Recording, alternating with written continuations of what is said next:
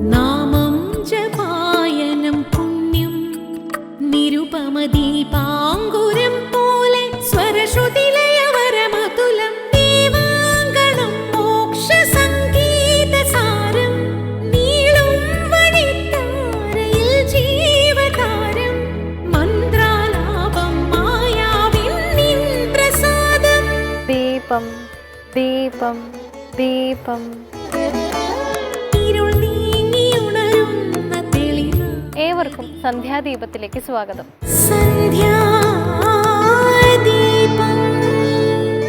മറ്റൊരാളുടെ സുഖ സൗകര്യങ്ങൾ കണ്ട് അതുപോലെ ആകാൻ ശ്രമിച്ച് പരാജയപ്പെട്ട് ദുഃഖിക്കുന്നത് എന്തിനാണ്? നാം ഓരോരുത്തരും വ്യത്യസ്തരാണ്. നമ്മുടെ അനുഭവങ്ങളും വ്യത്യസ്തമായിരിക്കും. മറ്റൊരാളാകാൻ ശ്രമിക്കുന്നത് മണ്ടത്തരമാണ്.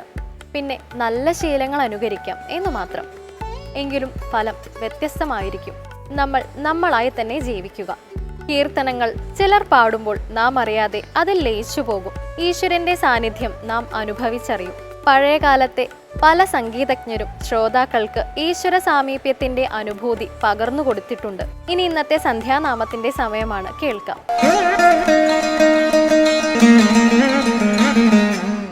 ശബരിമലയിൽ തങ്കസൂര്യോദയം ഈ സംക്രമപുലരിയിൽ അഭിഷേകം. ശബരിമലയിൽ തങ്കസൂര്യോദയം ഈ സംക്രമപുലരിയിൽ അഭിഷേകം. ഭക്തകോടി തേടിയെത്തും സന്നിധാനത്തിൽ വന്നെത്തുമെൻ്റെ ഹൃദയവും ഉടുക്കും കുട്ടി. ശബരിമലയിൽ തങ്കസൂര്യോദയം.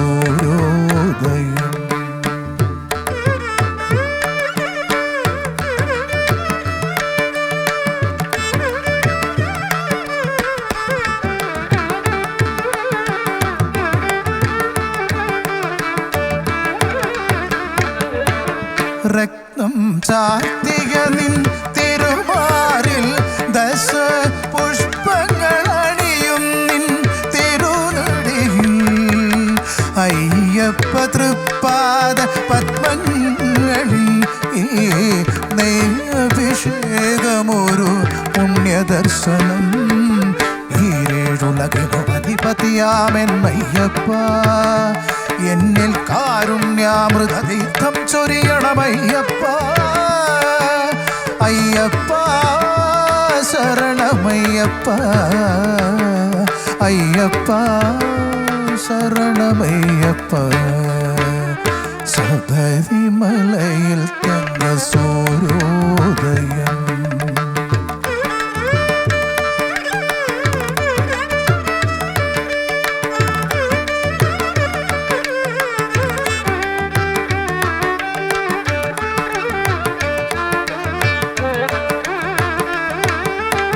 മല്ലിക പൂപ്പനിനീർ അഭിഷേകം.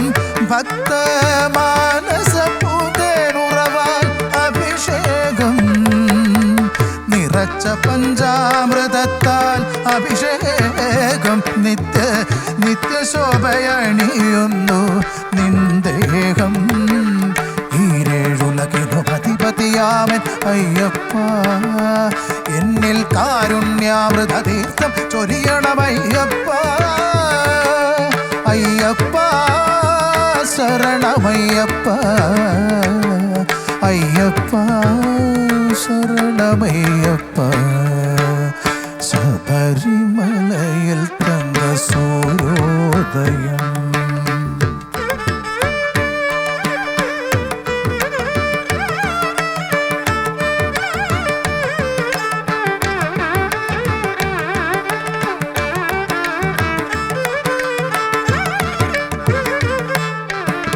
നെഞ്ചിലെ വെളിച്ചത്തിൻ കതിരെടുത്ത് അതിൽ നിൻ പ്രസാദം ചാലിച്ച് നെറ്റിയിലിട്ട് വെളുത്ത ഭസ്മത്തിനാൽ അഭിഷേകം. ശുദ്ധ കണപചന്ദനങ്ങളാൽ അഭിഷേകം. ഈരേഴുലകിനും അധിപതിയാമൻ അയ്യപ്പ എന്നിൽ കാരുണ്യാമൃതതീർത്ഥം ചൊരിയണമയ്യപ്പ.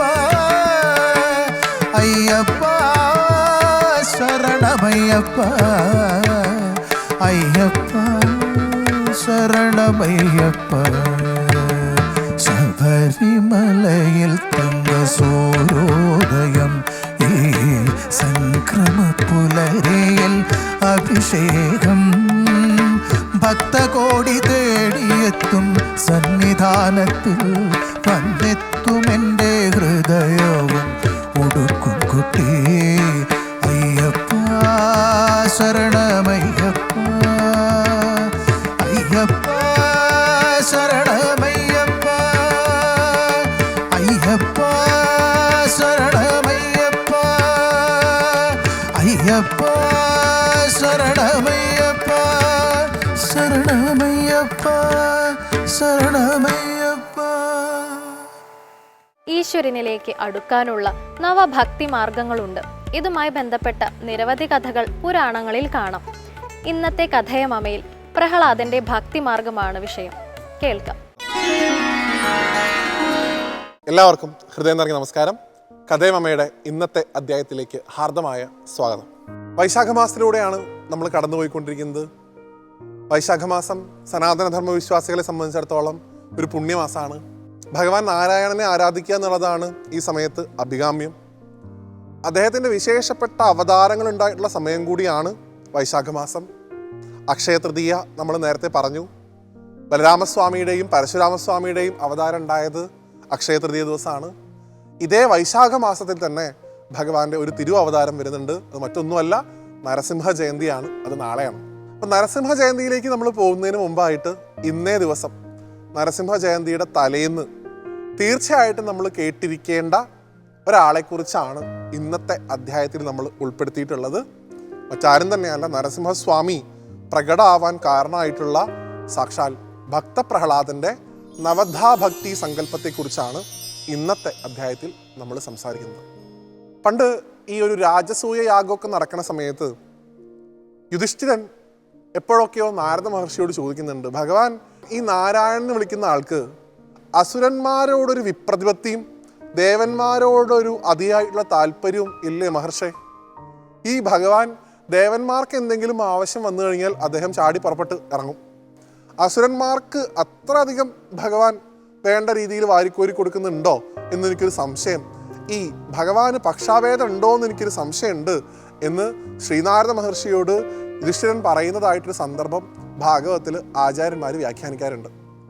ആ സമയത്താണത്രേ പ്രഹ്ലാദൻ എന്ന് വിളിക്കപ്പെടുന്ന അസുര ചക്രവർത്തിയായിട്ടുള്ള ഹിരണ്യകശിപുവിൻ്റെ മകനായിട്ടുള്ള ഭക്തന്മാരിൽ ഏറ്റവും ഉത്തമനായിട്ടുള്ള പ്രഹ്ലാദന്റെ കഥയും നവധാഭക്തി എന്ന രീതിയിൽ നമ്മളിന്ന് വിളിക്കുന്ന 9 തരം ഭക്തിയെക്കുറിച്ചും ആ സമയത്ത് നാരദ മഹർഷി നരസിംഹാവതാരം കഥയിലൂടെ സപ്തമസ്കന്ധത്തിൽ സാക്ഷാൽ യുധിഷ്ഠിര മഹാരാജാവിന് പറഞ്ഞു കൊടുക്കുന്നുണ്ട്. അപ്പം ഈ നവധാഭക്തി എന്ന് പറയുമ്പോൾ തന്നെ അറിയാം 9 തരം ഭക്തിയാണ് അതിനകത്തുള്ളത്. ഇത് പ്രഹ്ലാദനാണ് പഠിപ്പിച്ചു കൊടുക്കുന്നത്. 9 തരത്തിൽ ഭഗവാനെ സാക്ഷാത്കരിക്കാൻ ഓരോ മനുഷ്യജന്മത്തിലും സാധിക്കുന്നതാണ്. മനുഷ്യജന്മം തന്നെ വേണമെന്നില്ല. കഴിഞ്ഞ ദിവസം നമ്മൾ ഗജേന്ദ്രൻ്റെ കഥ കേൾക്കുന്ന സമയത്ത് കേട്ടു, ആന ആയാൽ പോലും ഭഗവാനെ സാക്ഷാത്കരിക്കാൻ സാധിക്കും, പരുന്തായാൽ പോലും ഭഗവാനെ സാക്ഷാത്കരിക്കാൻ സാധിക്കും. അങ്ങനെ ഭഗവാനെ സാക്ഷാത്കരിക്കാൻ 9 മാർഗങ്ങളുണ്ട് എന്നാണ് പറയുക. ഇത് ഉപദേശിക്കുന്നത് പ്രഹ്ലാദനാണ്. ഏതൊക്കെയാണ് ആ മാർഗങ്ങൾ? ഭാഗവത്തിൽ വരുന്ന പ്രസിദ്ധമായിട്ടുള്ള ശ്ലോകമാണത്. നവധാഭക്തി: ശ്രവണം കീർത്തനം വിഷ്ണു, സ്മരണം പാദസേവനം, അർച്ചനം വന്ദനം ദാസ്യം സഖ്യം ആത്മനിവേദനം എന്നാണ് 9 മാർഗങ്ങൾ. ശ്രവണം, കീർത്തനം, സ്മരണം, പാദസേവനം, അർച്ചനം, വന്ദനം, ദാസ്യം, സഖ്യം, ആത്മനിവേദനം.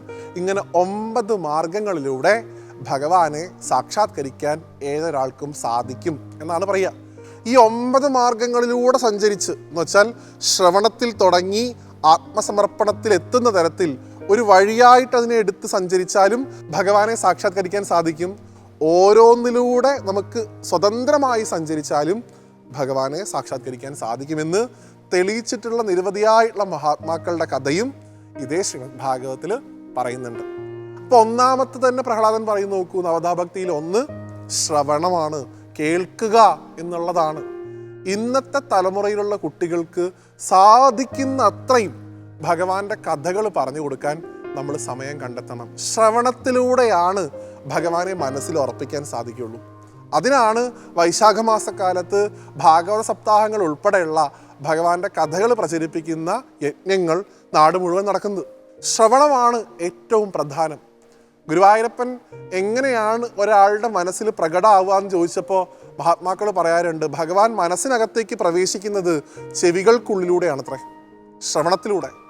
ഭഗവാന്റെ കഥകൾ കേട്ടാലാ ഭഗവാനെ മനസ്സിൽ നമുക്ക് ആത്യന്തികമായിട്ട് ധ്യാനിക്കാൻ സാധിക്കുകയുള്ളൂ. അതുകൊണ്ട് ശ്രവണത്തിന് അത്രയധികം പ്രാധാന്യമുണ്ട്. ആ ശ്രവണത്തിലൂടെ ഭഗവാനെ കിട്ടിയ ഒരാളാണ് രുക്മിണി. ഭഗവാൻ കൃഷ്ണൻ എന്ന് വിളിക്കപ്പെടുന്ന ഒരാൾ ദ്വാരകയിൽ ഉണ്ട് എന്നുള്ളത് ശ്രീനാരദ മഹർഷിയിൽ നിന്നും മറ്റ് മഹാത്മാക്കളിൽ നിന്നും ഭഗവാന്റെ കീർത്തനങ്ങളെ കേട്ടാണ് രുക്മിണി ദേവിക്ക് കൃഷ്ണൻ ലഭിക്കുന്നത്. അപ്പം ശ്രവണത്തിലൂടെ ഭഗവാനെ സാക്ഷാത്കരിക്കാൻ സാധിക്കും.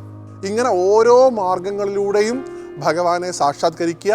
അത് കീർത്തനായിക്കോട്ടെ, സ്മരണത്തിലൂടെ ആയിക്കോട്ടെ, ഭഗവാനെ ദാസ്യഭാവത്തിൽ, ഭഗവാനെ ഞാൻ അങ്ങയുടെ ദാസനാണെന്നുള്ള ഭാവത്തിൽ കണ്ടുകൊണ്ടായിക്കോട്ടെ, ഭഗവാനെ സഖ്യഭാവത്തിൽ ഒരു സുഹൃത്തായിട്ട് കണ്ടുകൊണ്ടായിക്കോട്ടെ, ഏത് വിധേനയും ഭഗവാനുമായിട്ടുള്ള ഒരു ബന്ധം സ്ഥാപിക്കുക എന്നുള്ളതാണ് പ്രഹ്ലാദൻ പറഞ്ഞു വരുന്നത്. 9ാമതായിട്ട് ഭക്തപ്രഹ്ലാദൻ പറയുന്നത് ആത്മനിവേദനമാണ്, സ്വയം ഭഗവാന് സമർപ്പിക്കുക എന്നുള്ളതാണ്.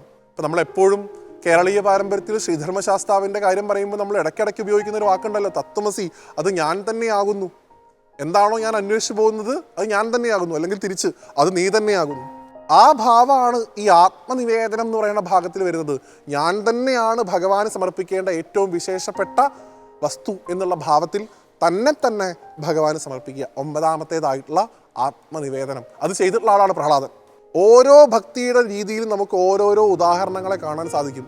ഇപ്പം സഖ്യം എടുക്കുകയാണെങ്കിൽ അർജുനെ നമുക്ക് വേണമെങ്കിൽ അങ്ങനെ കാണാം. ദാസ്യഭാവത്തിൽ വേണമെങ്കിൽ ഭഗവാന്റെ പ്രിയപ്പെട്ട സുഹൃത്തും അതേസമയം ഭഗവാന്റെ മന്ത്രിയായിരുന്ന ഉദ്ധവനെ കാണാം. ഇങ്ങനെ ഓരോ ഭാവത്തിലും നമുക്ക് കാണാൻ പറ്റുന്ന ഭക്തന്മാരുടെ ഉദാഹരണവും നവതാഭക്തി വരുമ്പോൾ നമ്മൾ മനസ്സിലേക്ക് സങ്കല്പിക്കേണ്ടതാണ്. അപ്പം ആത്യന്തികമായിട്ട് ഭഗവാനുമായിട്ടൊരു ബന്ധം ഉണ്ടാക്കിയെടുക്കാൻ 9 മാർഗങ്ങൾ ഉപയോഗിക്കാം എന്നാണ് ഭക്തപ്രഹ്ലാദൻ പറയുന്നത്. അപ്പം അതിൽ നമുക്ക് സാധിക്കുന്നത് ഏതോ? ചില ആളുകൾക്ക് കേൾക്കാനാവും താല്പര്യം, അങ്ങനെയുള്ള ആൾക്കാർ കേൾക്കുക. ചില ആൾക്കാർക്ക് കീർത്തിക്കാനാവും താല്പര്യം, അങ്ങനെയുള്ള ആൾക്കാർ കീർത്തിക്കുക. ചില ആൾക്കാർക്ക് സ്മരിക്കാനാണ് താല്പര്യം, അവർക്കത് ചെയ്യാം. താൻ തന്നെയാണ് ആ ആത്യന്തികമായിട്ടുള്ള ഭഗവാന്റെ തേജസ് എന്ന് മനസ്സിലാക്കുന്ന ആത്മസമർപ്പണം ചെയ്യേണ്ടവർക്ക് അതും ചെയ്യാം. എങ്ങനെയെങ്കിലും ഭഗവാനുമായിട്ടുള്ള ഒരു ബന്ധം സ്ഥാപിക്കുക എന്നുള്ളതാണ് നമ്മുടെയൊക്കെ ഈ ജന്മത്തിൻ്റെ ആത്യന്തികമായിട്ടുള്ള ഉദ്ദേശലക്ഷ്യം. അത് പറഞ്ഞു തന്ന ഭക്തപ്രഹ്ലാദനെ സാഷ്ടാംഗം നമസ്കരിച്ചുകൊണ്ട് ഈ നവതാഭക്തി അദ്ദേഹത്തിൻ്റെ കാൽക്കീഴിൽ സമർപ്പിക്കുന്നു. നാളെ നരസിംഹ ജയന്തിയാണ്. ഭഗവാന്റെ വിശേഷപ്പെട്ട ഒരു കഥയായിട്ട് നാളെ നമുക്ക് വീണ്ടും കാണാം. എല്ലാവർക്കും നന്ദി, നമസ്തേ. ആരാധനയുടെ ലക്ഷ്യം എന്താണ്? ഈശ്വര സാക്ഷാത്കാരം. ശാസ്താക്ഷേത്രങ്ങളിൽ പലപ്പോഴും എഴുതി വെച്ചിട്ടുള്ള ഒരു വാചകമുണ്ട്, തത്വമസി, അത് നീയാണ് എന്നർത്ഥം. ഇനി ഇന്നത്തെ ദീപാരാധന കാഴ്ചയ്ക്കായി ക്ഷേത്രാങ്കണത്തിലേക്ക് പോകാം.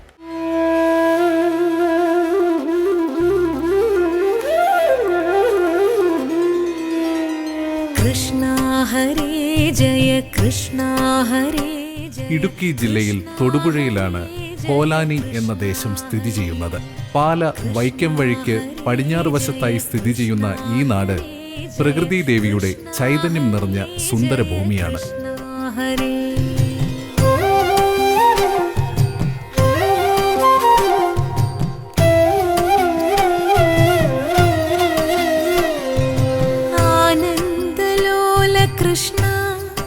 കോലാനി ദേവസ്വം നടത്തിവരുന്ന 2 പ്രധാന ക്ഷേത്രങ്ങളുടെ ചരിത്ര കഥകളിലേക്കാണ് ഇന്നത്തെ പ്രദക്ഷിണയാത്ര.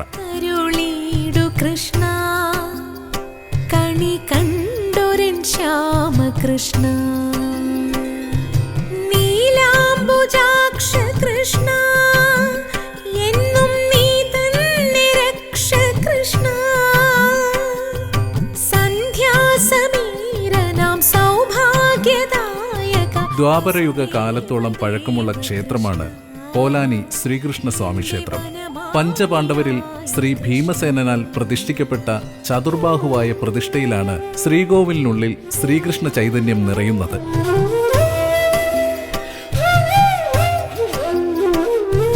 സന്താപമാറ്റു കൃഷ്ണ സ്നേഹ സന്മാർഗമേകു കൃഷ്ണ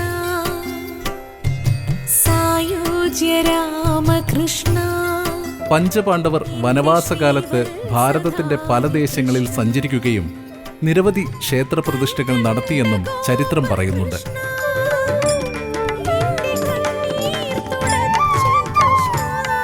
കോലാനി ശ്രീകൃഷ്ണസ്വാമി ക്ഷേത്രത്തെക്കുറിച്ചുള്ള ചരിത്രാന്വേഷണങ്ങളെല്ലാം തന്നെ ചെന്നെത്തി നിൽക്കുന്നതും ദ്വാപരയുഗത്തോളം പഴക്കമുള്ള ക്ഷേത്ര ചരിത്ര സത്യങ്ങളിലേക്ക് തന്നെയാണ്. ശാന്ത കൈവല്യ ഭാവ കൃഷ്ണ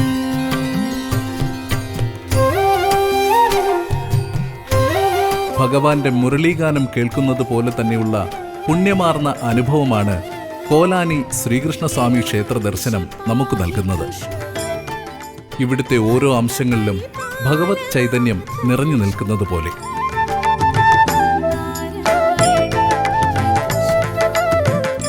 കോലാനി ക്ഷേത്രമുണ്ടായ കഥ പഴമക്കാർ പറയുന്നത് ഇങ്ങനെയാണ്.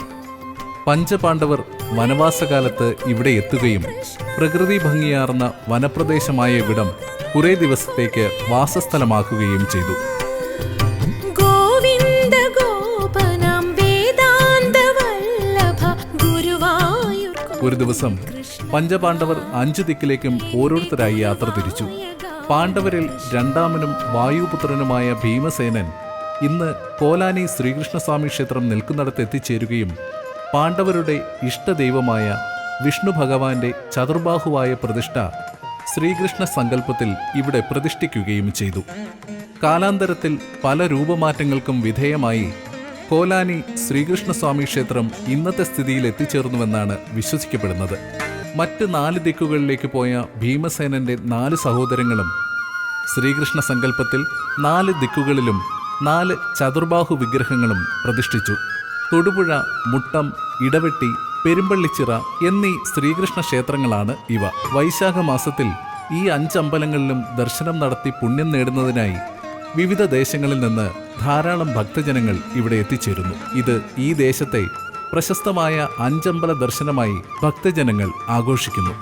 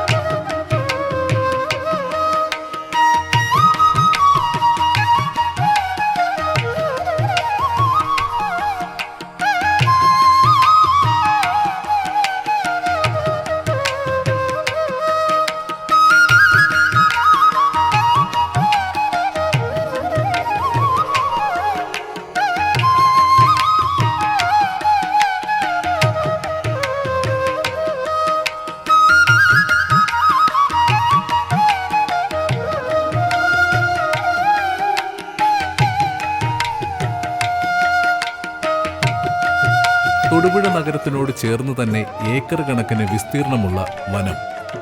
ഈ വനത്തിനുള്ളിലാണ് അമരംകാവ് ദേവീക്ഷേത്രം സ്ഥിതി ചെയ്യുന്നത്. ഒരു വികസന പ്രവർത്തകർക്കും ഈ വനത്തിലെ ഒരില പോലും എടുക്കുവാനുള്ള ധൈര്യമില്ല എന്നതാണ് സത്യം. കാരണം അമരംകാവ് ദേവീ ശക്തി തന്നെ. ഈ വനപ്രപഞ്ചത്തിലെ ഇലകളിലും പൂക്കളിലും മരങ്ങളിലുമെല്ലാം ദേവീ ചൈതന്യം നിറഞ്ഞു നിൽക്കുന്നു. ഇവിടുത്തെ ഓരോ സ്ഥൂല സൂക്ഷ്മങ്ങളിലും നിറഞ്ഞു നിൽക്കുന്നതും ദേവിയുടെ വൈഭവ കഥകൾ തന്നെയാണ്. 4 ഏക്കറോളം നീണ്ടുകിടക്കുന്ന ഈ വനത്തിൽ അപൂർവ ഇനം വൃക്ഷങ്ങളാണ്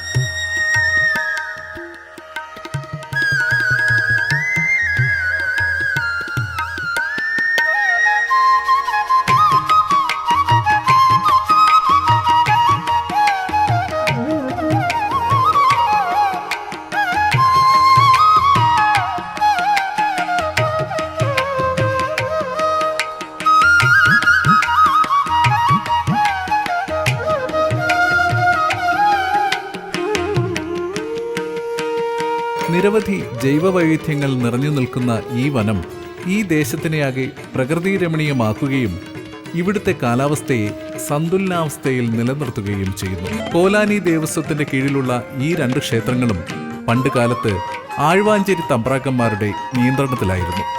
അമരംകാവിലമ്മ ഇവിടെ സ്വയംഭൂവായി എന്നതാണ് വിശ്വാസം. 100 കണക്കിന് വർഷങ്ങളായി അമരംകാവിലമ്മയെ ഭക്തജനങ്ങൾ ആരാധിച്ചു പോരുന്നുവെന്ന് ചരിത്രം പറയുന്നു.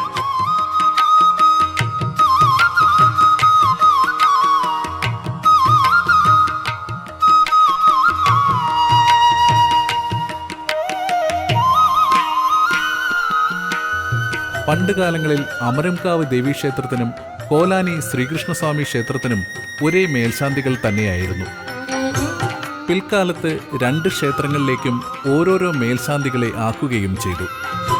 ഒരേ പ്രതിഷ്ഠയിൽ തന്നെ അപൂർവങ്ങളിൽ അപൂർവങ്ങളായ ദേവീഭാവങ്ങൾ ഇവിടെ കുടികൊള്ളുന്നുവെന്നാണ് ഇവിടുത്തെ ഏറ്റവും വലിയ പ്രത്യേകതകളിലൊന്ന്.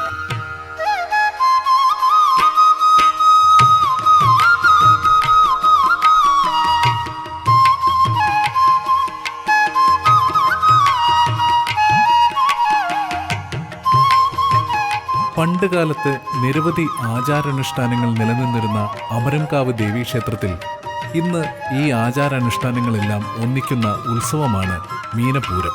വളരെ വ്യത്യസ്തമായ ഉത്സവാഘോഷമാണ് അമരംകാവിൽ നടത്തിവരുന്നത്. മറ്റു ക്ഷേത്രങ്ങളിൽ തന്ത്രിമുഖ്യന്മാർ ഉത്സവം നടത്തുമ്പോൾ ഇവിടെ മേൽശാന്തിയും വെളിച്ചപ്പാടും കഴകക്കാരും ചേർന്ന് ഉത്സവം നടത്തുന്നു. അമരംകാവ് ദേവീക്ഷേത്രത്തിൽ 2 ദേവസ്ഥാനങ്ങളാണുള്ളത്: പാട്ടമ്പലവും കൊട്ടാരക്കെട്ടും. വ്രതം നോറ്റ പുരുഷന്മാരും 10 വയസ്സ് പ്രായമുള്ള കുമാരിമാരും ചേർന്ന് കാപ്പുകെട്ട് ചടങ്ങുകൾ നടത്തുകയായി.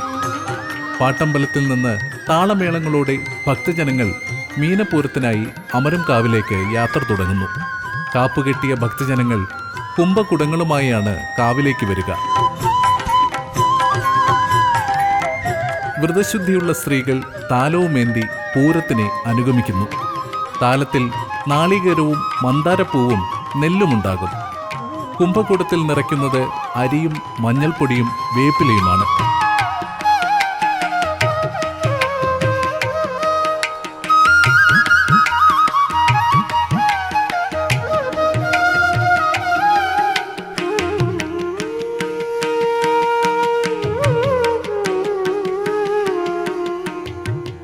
ദേവീമന്ത്രമുരുവിട്ട് ശ്രീകോവിലിൽ നോക്കി നിൽക്കുന്ന ഭക്തമാനസങ്ങളിൽ ദേവി സരസ്വതിയായും ലക്ഷ്മിയായും ഭദ്രയായും വിളങ്ങുമ്പോൾ വനത്തിലുള്ളിലെ സർവ്വമരങ്ങളിലും ഇലകളിലും ദേവീമന്ത്രം നിറയുന്നു. ഇവിടെ മനുഷ്യനും പ്രപഞ്ചവും ഭക്തിയും സംഗമിക്കുന്ന പുണ്യമുഹൂർത്തമാകുന്നു.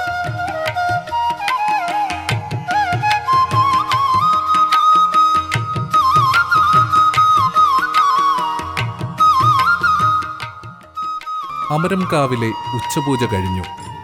ഇനി കാവിലെ ദേവിക്ക് ഭദ്രാഭാവമാണ്. ഇനി പുലരും വരെ കാവും അവിടുത്തെ സർവ്വചരാചരങ്ങളും നിശബ്ദമായ ധ്യാനത്തിൽ അലിഞ്ഞു ചേരുന്നു.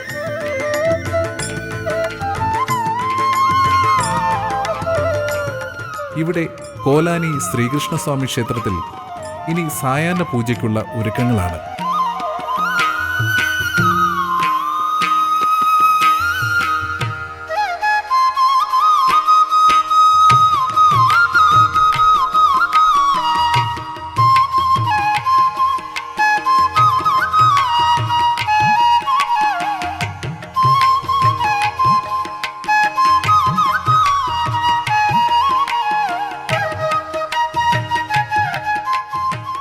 ഇവിടുത്തെ പ്രധാന ഉത്സവം വിഷുവിളക്കുത്സവമാണ്. വിഷുവിളക്കുത്സവത്തിന് ഭഗവാന്റെ ചൈതന്യ രൂപദർശനം മഹാപുണ്യമാണ്. ദീപാരാധനയ്ക്കായി ചുറ്റുവിളക്കുകൾ തെളിഞ്ഞു.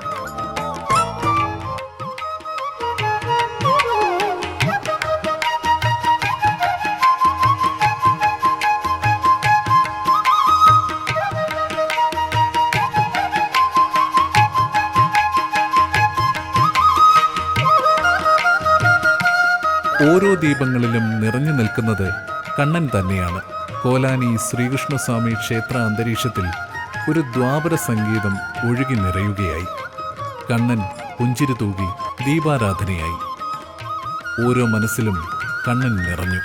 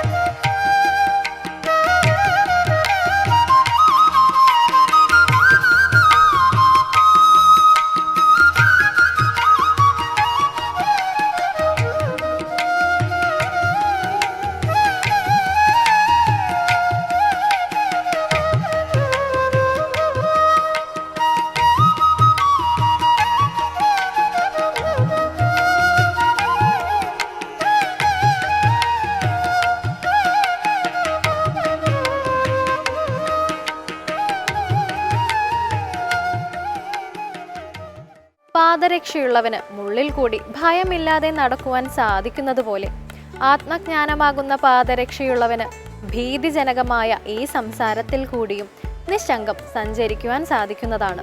ഇന്നത്തെ സന്ധ്യാദീപം ഇവിടെ പൂർണ്ണമാകുന്നു. ഏവർക്കും നന്ദി.